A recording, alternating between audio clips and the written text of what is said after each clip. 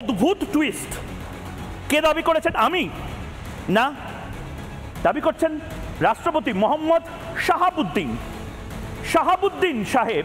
তিনি বাংলাদেশের রাষ্ট্রপতি। তিনি বলছেন 5ই আগস্ট বঙ্গভবনে প্রধানমন্ত্রীর বাসভবন থেকে ফোন যায়, জানানো হয় শেখ হাসিনা বঙ্গভবনে যাচ্ছেন।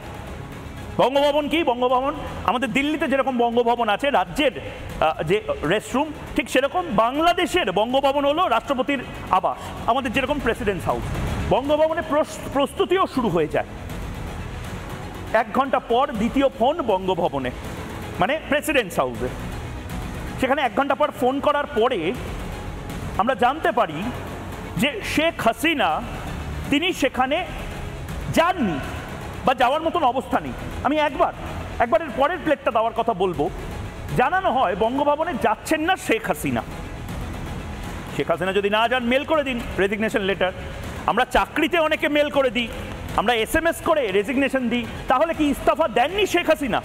কারণ শেখ হাসিনার না কোনো মেল আছে, না কোনো ফ্যাক্স আছে, না কোনো SMS আছে। হাসিনা পদত্যাগ না করলে বেআইনি অন্তর্বর্তী সরকার, মানে শেখ হাসিনা এখানে হাসছেন, মোহাম্মদ ইউনূসও হাসছেন, কিন্তু আসলে কেউ একজন এই মুহূর্তে কাঁদো কাঁদো অবস্থায় রয়েছেন।